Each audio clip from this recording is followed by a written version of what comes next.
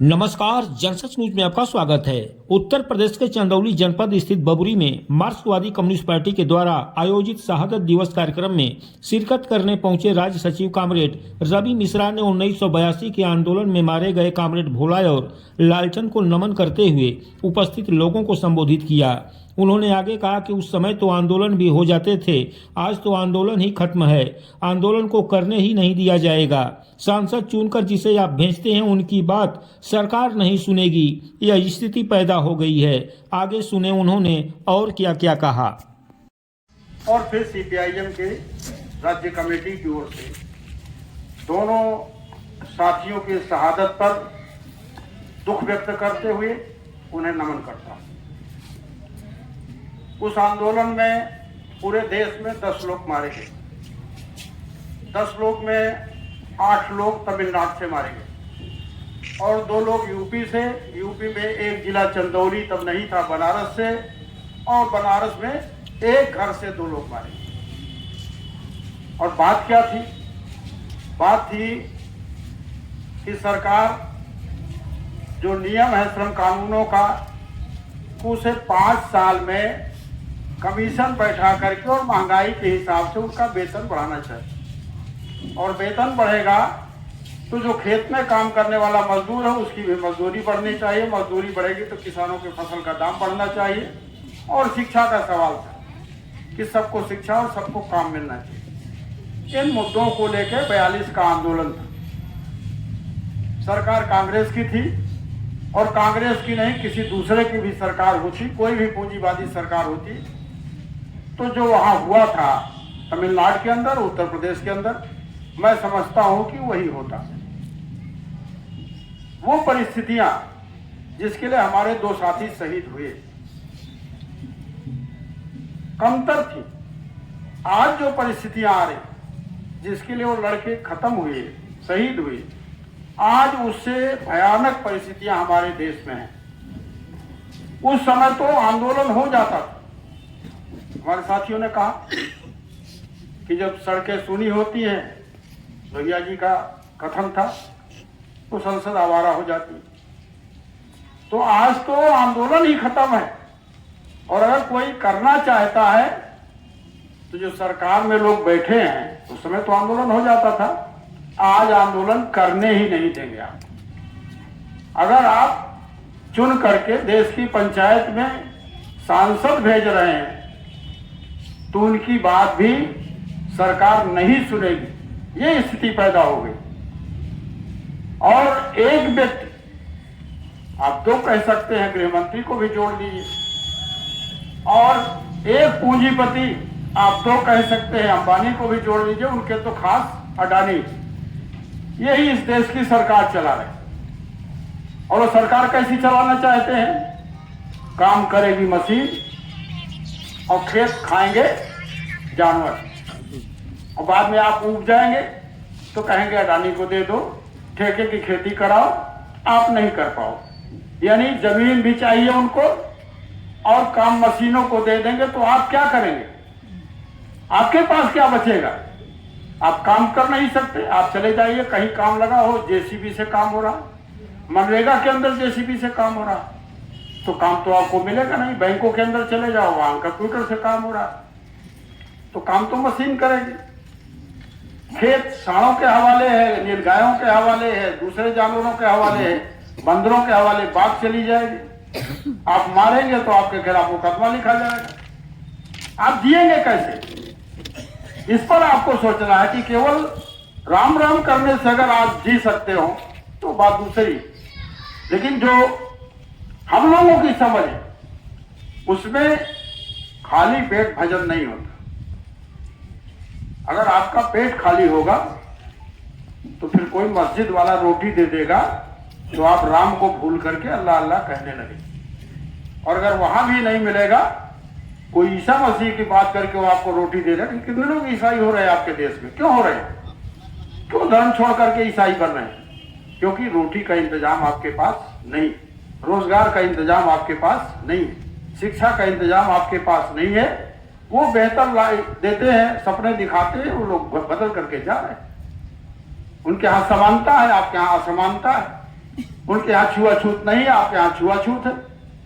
तो आपका जो समाज है, जिस समाज को आप बता रहे हो कि ये बहुत बढ़िया समाज है, इसी को मानिए और इसकी जो मान्यताएं है उस पर आप चलिए, अगर उसी समाज को आप जिंदा करना चाहते हैं तो आपको ये जो कुर्बानियां हुई हैं, हम लालचंद की बात कर रहे हैं, भोला की बात कर रहे हैं, जो 8 साथी और मारे गए उनकी बात कर रहे हैं, और तमाम सारे लोग जो आजादी की लड़ाई में शहीद हुए, फिर उसका क्या होगा, उसका क्या मूल्य है, उसके बारे में आप क्या सोचते? जो हजारों लोग मारे गए, अगर जब उससे पहले की व्यवस्था ही बढ़िया है तो फिर ये सब क्यों हुआ? ये सवाल है। ये कानून लाना चाहते हैं, कानून कौन सा लाना चाहते हैं? एक तो कृषि का कानून, जिसपे फेल हो गए, माफी मांग लिया, जिससे हमको एक नसीहत मिली। हमसे लोग भी सवाल करते थे, ये धरना प्रदर्शन से आपको क्या मिलता है? हमारे साथी पूछते थे कि प्रदर्शन करने से क्या मिलेगा कामरेड? तो इस किसान आंदोलन ने उसका जवाब दे दिया कि धरना प्रदर्शन से सरकारों को झुकाया जा सकता है। एक सवाल तो हमारा हल हुआ, लेकिन दूसरा सवाल अभी बाकी है। ये जो श्रम कानूनों की बात किसी साथी ने यहाँ रखा, वो श्रम कानून लागू करने जा रहे हैं, हमारे ख्याल से मार्च में उसको ले आएंगे, मार्च में ला रहे हैं, उसको लागू करेंगे।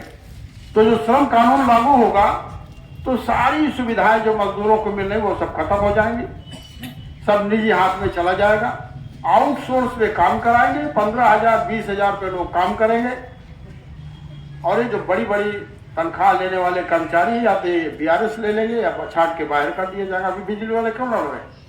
बिजली वाले लड़ रहे हैं कि 27 या 28,000 लोग जो बड़ी वेतन वाले कर्मचारी वो छाटे जाएंगे और 50,000 आउटसोर्स वाले छाटे जाएंगे, केवल पूर्वांचल में और दक्षिणांचल में लगभग 1 लाख के लोग बिजली से छाटे जा रहे हैं। तो अगर इनकी सरकार बनी रहे तो दूसरे विभागों से भी लोग छाटे जाएंगे, और काम कौन करेगा? ये जो प्रोवाइड करने वाली कंपनी आ रही कि हम आपको कितना मजदूर चाहिए हम देंगे, उन्होंने कंपनी बना रखी है और वो मजदूर देंगे आउटसोर्स पर, ठेके पर, और उनसे काम होगा। और वो काम कैसे करेंगे? 10,000 20,000 25,000।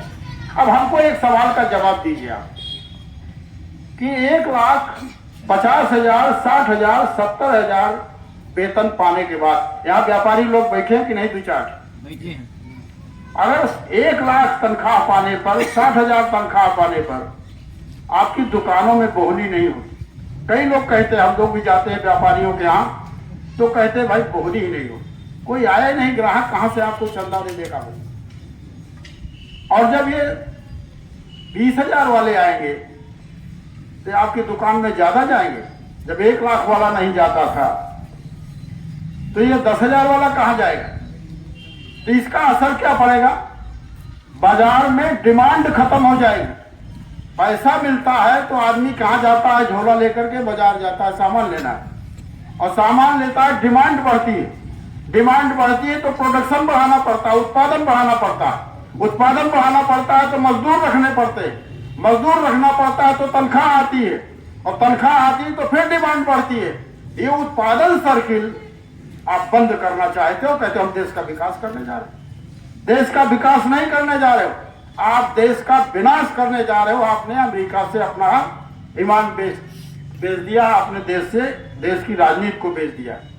अब उत्पादन करेंगी विदेशी कंपनियां, आपके कारखाने 11 लाख बंद हैं। अभी इनकी नीतियां लागू होगी तो और जो 4-10 जिलों में दिखाई पड़ रहे हैं वो सब भी बंद हो जाए, और आपको बाहरी माल खरीदना पड़ेगा। तो जो थोड़ा बहुत मजदूर आपको प्राइवेट सेक्टर में और सरकारी क्षेत्र में दिख रहे हैं, ये सब खत्म हो जाएगा। फिर आपके पास बचेगा क्या?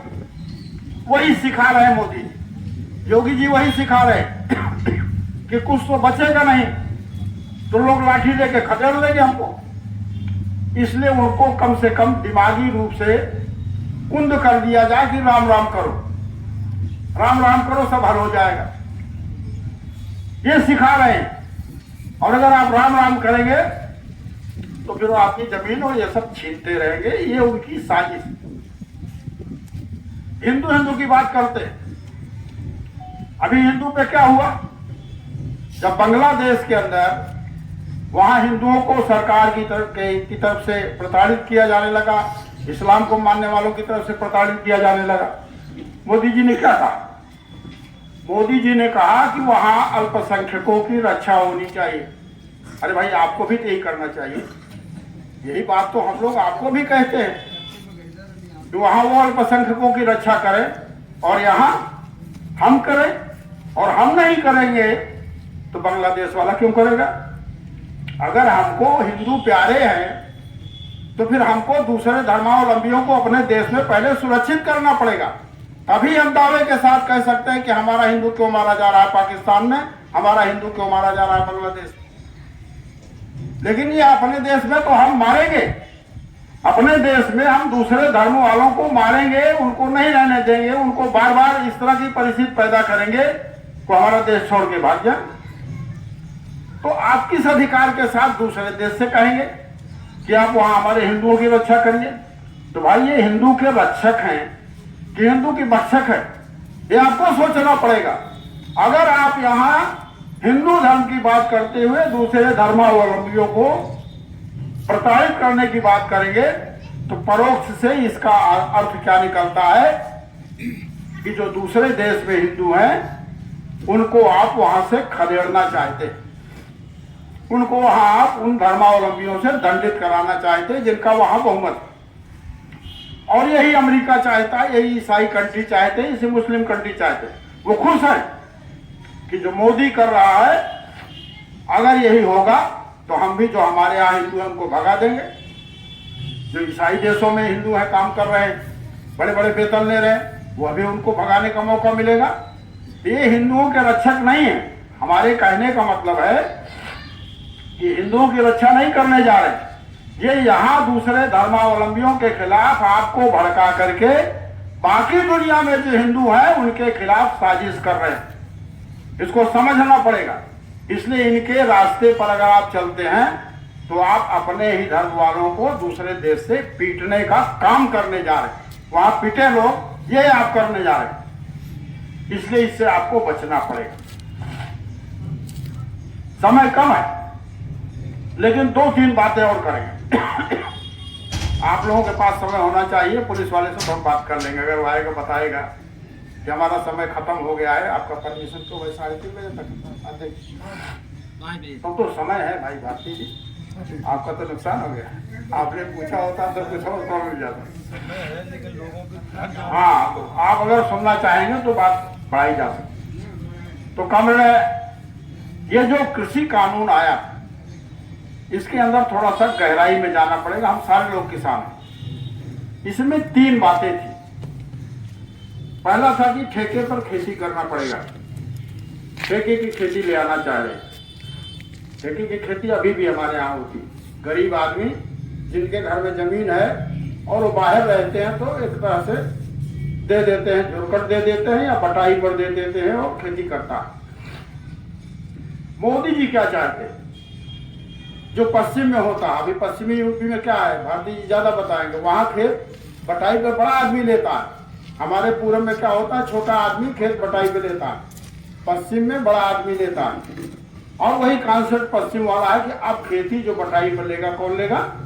बड़ा आदमी लेगा, छोटा आदमी खेती बटाई पर नहीं लेगा। बात समझिए, कहाँ हमला हो रहा है। बटाई पर खेती बड़ा आदमी लेगा, पूंजी वाला लेगा, और वो ठेके पर खेती करेगा। अब ये ठेके की खेती 2 तरह की होगी। नंबर 1, हमको आप जमीन दे दीजिए, जितना आपको उससे इनकम होती थी साल में वो हमसे ले लीजिए। दूसरा क्या है, या हम जो कहें वो आप खेत में उगाइए। हम कहेंगे कि आप एलोवेरा उगाइए, हम कहें आप तुलसी का पौधा उगाइए, हम कहेंगे आप पिपरमेंट उगाइए, तो आप हमारे लिए पिपरमेंट उगाएंगे। जैसे पेप्सी का हुआ था। पेप्सी का क्या हुआ था पंजाब में, उसने कहा हमारे लिए आलू उगाइए, तो लोगों ने आलू बोया, 2-3 साल दिया, किसानों को फायदा हुआ, सारे किसान आलू उगाने लगे। तो फिर पेप्सी ने क्या कहा, एक कड़ा लेके गए और कहा कि जो आलू इसमें फिट आएगा, छू के टच करके निकलेगा, वही आलू हम खरीदेंगे, बाकी नहीं खरीदेंगे। सारा किसान मारा गया। आलू छोटी हो गई, किसी की एक साइज की तो होती नहीं, तो इसी तरह से पहले आपसे कहेंगे कि आप व्यापारिक खेती करिए और हमको दीजिए, और बाद में फिर आपका लेंगे भी नहीं। तो इस तरह से ठेके की दो तरह की खेती है। अब जिसमें आपसे जमीन ले लेंगे उसमें क्या कहा है कानून में कि अगर इसमें कोई विवाद पैदा होगा तो केवल दो जगह मुकदमे जाएंगे। शंभू जी और लाल जी दो लोग बैठे हैं, वकील, बाकी लालचंद भी। तो मुकदमे दो जगह जाएंगे, या तो अपील होगी एसडीएम के यहाँ और उसकी निगरानी फिर जाएगी, रिवीजन जाएगा डीएम के यहाँ। दो काम होगा, बाकी आप मुकदमा नहीं ले जा सकते। अब आप समझिए, अगर आपकी लड़ाई अडानी से हो गई या किसी बड़े आदमी को आपने जमीन दे दिया है ठेके पर और उसने कागज में हेरा फेरी करके अपना नाम चढ़ा लिया, तो आप मुकदमा करेंगे। एसडीएम और डीएम की कोर्ट कैसी होती है, पैसा लेके फैसला कर देंगे, जमीन उनकी हो जाएगी, आपको कुछ नहीं मिलेगा। ये ठेके की खेती के अंदर दिक्कत। दूसरा, अगर उनके हिसाब से आप फसल उगाएंगे तो फिर आपको 1-2 साल में खड्डे में गिरा देंगे, और 2 साल में क्या करेंगे, आपको खाद के लिए, बीज के लिए, पानी के लिए, सबके लिए कर्ज देंगे, और आपके ऊपर 2-3 साल के अंदर कई लाख का कर्ज चढ़ा देंगे। और उसके लिए क्या करेंगे, उसी एसडीएम की कोर्ट में रेवेन्यू की तरह आपसे रिकवरी करेंगे, और पैसा आप दे नहीं पाएंगे, आपकी जमीन नीलाम हो जाएगी। और जमीन कहाँ चली जाएगी, ये बड़े पूंजीपतियों के पास। ये ठेके की खेती के अंदर की साजिश, जिसको ये सरकार ले आना चाहती थी धरातल को कि इस तरह से खेती हो।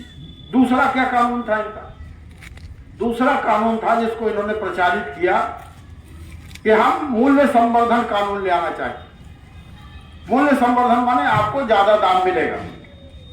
दूसरा क्या करेंगे, यूपी का किसान अपना उत्पाद चाहे तो केरल में बेचे, चाहे असम में बेचे, चाहे राजस्थान में बेचे, हम बॉर्डर खत्म कर दें। जो सीमा पर लोग लगे रहते हैं बॉर्डर पर, जिलों के, राज्यों के, उनको हम खत्म कर देंगे, मंडी समितियों को, मंडी कानूनों को, और आप खुल करके हर जगह आप बेच सकते हैं अपना उत्पाद। यूपी का आदमी जाएगा केरल में बेचेगा। अब जरा ईमानदारी से बताइए, चंदौली के कितने लोग रीवा में जाके अपना गेहूं बेचते हैं? हम लोग केरल की बात नहीं करते। रीवा में कितना बेचते हैं, या आप यहां से गाजीपुर में कितना बेचते जाते, बिहार में कितना बेचते? किसान अपना जो भी उत्पादन होता है वो या तो व्यापारी बुला के घर पर ही बेच देता है, या थोड़ा सा मंडी समितियों में उसका थोड़ा संपर्क है तो वहां से बातचीत करके किसी जिले की मार्केट में बेच देता है। कोई केरल में बेचने नहीं जाता। केरल में बेचता कौन है, दिमाग लगा के सोचिए। केरल में बेचने जाता है व्यापारी, बड़ा व्यापारी, छोटा व्यापारी नहीं। जिस व्यापारी की बात हम लोग करते हैं खुदरा व्यापारी की, वो नहीं बेचने जाता, बड़ा व्यापारी बेचने जाता है। और बड़ा व्यापारी और कहां से खरीदता है? देखो व्यापार का नियम क्या है। व्यापार का नियम है कि सामान वहां से खरीदिए जहां सस्ता मिले, और बेचिए कहां, जहां कीमत ज्यादा मिले। तो गेहूं कहां सस्ता मिलता? दुनिया के अंदर गेहूं यूक्रेन में, कनाडा के अंदर, ऑस्ट्रेलिया के अंदर अभी भी 10 रुपए किलो आपके रेट से अगर लगाया जाए तो 10-12 रुपए किलो मिलता है। इसीलिए पंजाब में, हरियाणा में जो अडानी और अंबानी ने बड़े बड़े अंडरग्राउंड 40-40 हेक्टेयर में गोडाउन बना लिए हैं, बना लिया गोदाम बना लिया। क्यों? क्योंकि अगर ये कानून पास हो जाता तो ऑस्ट्रेलिया और अमेरिका से मंगा के गेहूं उसमें भर लेते, और जब आपका गेहूं पैदा होता तो उसी समय वो गेहूं मार्केट में आ जाता और आपके गेहूं का दाम गिर जाता।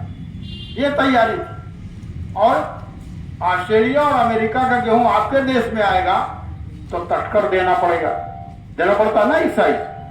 तो तटकर खत्म करने के लिए, और केरल से गेहूं यूपी में आएगा तो राज्य की सीमा पर लोग बैरियर लगा के मंडी समिति वाले बैठे थे। ये जो बॉर्डर खत्म कर रहे थे वो आपके लिए नहीं खत्म कर रहे थे कि आप जो है केरला में ले जाएंगे बेचने, इसलिए हम उसको खत्म कर रहे हैं, बल्कि वो खत्म कर रहे थे व्यापारियों के लिए, बड़े व्यापारियों के लिए। ये जो बॉर्डर लगे हुए हैं इनको खत्म कर देंगे तो कनाडा का गेहूं आराम से मिर्जापुर चुनार में ले आके सिंगरौली में ले आके बेच सकेगा। यानी अपने व्यापारी मित्रों के हित में इतना चिंतित हो। मेरे कहने का मतलब है वो कानून बना के ले आ रहे थे, मूल्य संवर्धन कानून, के किसानों का मूल्य बढ़ जाएगा, उनको फायदा मिलेगा। लेकिन उसके पीछे का रहस्य क्या था कि बड़े व्यापारियों के माल को आपके घर तक पहुंचने का रास्ता बना रहे। ये चौड़ी चौड़ी सड़कें जो बन रही है, क्यों बन रही है? ये उसी की पृष्ठभूमि में उनका माल कैसे चंदौली में आएगा, कैसे ये सड़क आपकी चौड़ी हो रही है तो कहीं रुके ना, कोई बैरियर ना आए, कोई जाम ना लगे, कच्चा माल भी जो सड़ जाता है एक हफ्ते में वो भी फर से आपके यहाँ पहुंच जाए, आपकी मंडी में आ जाए। इसलिए सब हो रहा है। उसके लिए भूमिका बना रहे थे कानून ले आकर। और तीसरा था, बिल्कुल भाई पूछ के मैं कर रहा हूँ, मैं जनता से पूछ लिया। तो तीसरा था वो जो सीमा होता है कि कितना स्टॉक आप रख सकते। अभी है कि 28 मीट्रिक टन से ज्यादा कोई व्यापारी अपने घर में सामान नहीं रख सकता, अपने गोदाम में सामान नहीं रख सकता। उस कानून में क्या किया मोदी जी ने, कहा कि अब कोई सीमा नहीं होगी विशेष परिस्थिति को छोड़कर। अगर विशेष परिस्थिति है तो उस पर रोक लगाएं, लेकिन परिस्थिति अगर नहीं है कोई विशेष तो आप कितना भी स्टॉक रख सकते हैं, इस पर कोई मनाही नहीं। तो वही बाहर से माल ले आकर के असीमित मात्रा में रखेंगे और आपके जिस के समय में जब आपके यहाँ पैदावार होगी वो सब मार्केट में आएगा और आपको पीट देंगे। ये रहस्य था तीनों कानूनों को, जिसको मोदी ही नहीं समझा पाए, हम लोग भी नहीं समझा पाए किसानों को, क्योंकि वो किसान आंदोलन में भारती जी बता रहे थे कि इनके जिले से तो गए थे लोग, लेकिन चंदौली से गए होंगे 4-6 लोग गए होंगे, इधर पूरब से जिले से 10-5 लोग गए। और यहाँ कुछ लोगों ने, अब उन दलों का नाम मैं नहीं लूंगा, लेकिन कुछ दलों ने कहा तो बड़े किसानों का आंदोलन। अरे किसानों का आंदोलन है, वहां बड़ा छोटे की बात क्या। अरे कृषि का उत्पाद महंगा होगा, घटेगा, उसकी कीमत गिरेगी तो सारे किसानों पर उसका असर पड़ेगा। ये होने जा रहा था, जिसमें किसानों ने, मैं उनको बहुत बहुत बधाई देना चाहता हूं और उन 750 किसानों को भी नमन करना चाहता हूं जिन्होंने इस आंदोलन में अपनी शहादत दिया। और एक प्रतिफल आपके सामने आया कि वो रुक गया। लेकिन वो लड़ाई जो लालचंद और भोला ने छेड़ी थी 82 में, मजदूरों की लड़ाई, वो हम लोग रोके रहे। लेकिन जो ट्रेड यूनियन की स्थिति है उसमें जो इंटक है, जो कांग्रेस की ट्रेड यूनियन है, उसकी भी सोच वही है। जो बीएमएस है वो तो भाजपा का संगठन है, उसकी भी सोच वही है।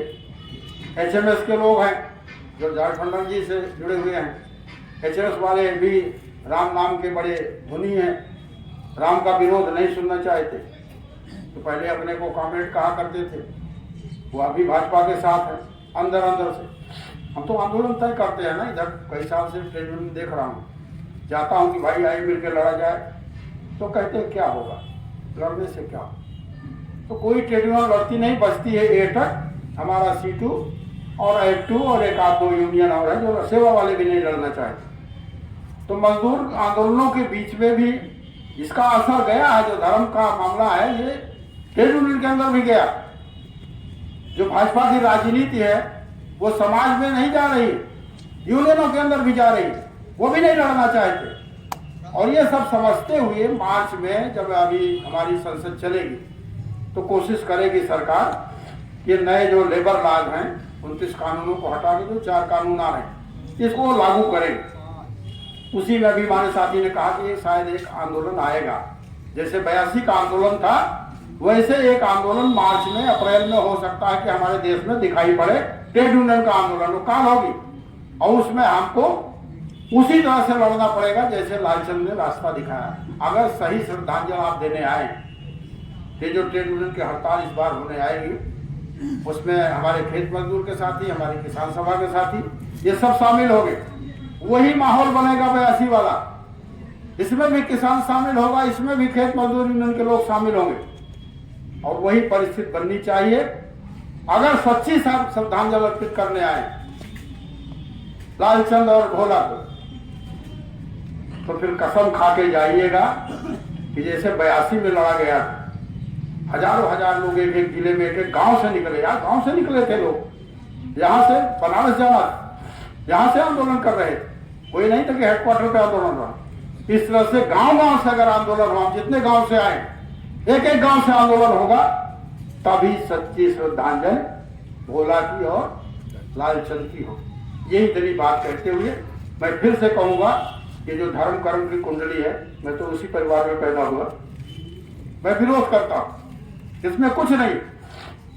हमको एक सवाल बता दो भाई अध्यक्ष जी, संचालक जी, इजाजत है? हमको ये बताओ कि जिस भगवान से डराया जाता है, हम मानते नहीं लेकिन बता रहे कहानी की बात, जिस भगवान से डराया जाता है उसी ने गीता में क्या कहा कि नैनम छिद्दन्ति शस्त्राणि नैनम दहति पावका न चैनम क्रियते आपको न शोषयति मारुता। आत्मा को कोई शस्त्र काट नहीं सकता, किसी हथियार से आत्मा को काटा नहीं जा सकता, पावक से यानी आग से उसको जलाया नहीं जा सकता आत्मा को, और पानी उसको गीला नहीं कर सकता, हवा उसको सुखा नहीं सकती। यानी आत्मा पर कोई असर किसी चीज का पड़ता नहीं, और मरने पर शरीर तो यही रह जाती है। जाति क्या है? आत्मा, और आत्मा को दंडित किया नहीं जा सकता। क्यों डरते हो? क्यों ईश्वर से डरते हो? ईश्वर ने कहा, खुद स्वयं कृष्ण ने कहा कि डरने की जरूरत नहीं, आत्मा को कुछ किया ही नहीं जा सकता, और शरीर को तुम्हारे पुत्र और जो इष्ट मित्र है वही जला देते हैं। तो ये भय क्यों लोग दिखा रहे? ये तुम्हारा जो गरुड़ पुराण है, इसी से लगता है कि कहीं ये चीजें गटमट की गई कि अगर आप गलती करोगे तो खंभे में बांधा जाएगा, आपको तेल की कड़ाही में खौलाया जाएगा, आपको रोड नरक में डाल दिया जाएगा। अरे भाई, आत्मा जाती है और आत्मा पर असर ही नहीं पड़ेगा। ये तो श्री कृष्ण ने गीता में कहा कि इस पर कोई असर नहीं पड़ता, तो फिर डरने की जरूरत क्या है? उन्होंने तो आपको निर्भय कर दिया। ये डराने वाले लोग पहले कौन थे, और आज भी वही डराने वाले लोग सत्ता में आ गए हैं। इनसे बचिएगा। अगर इनका कहना आप मानेंगे तो जैसे हजारों हजार साल बथुआ मजदूरों की जिंदगी और अछूतों की जिंदगी लोग जिए, उसी तरफ जाने का रास्ता तैयार किया जा रहा है। प्लीज इससे बचिए, और हमारी जो बात है उसको बांध करके जाइए और लड़ाई लड़िए, आंदोलन करिए, सफलता मिलेगी।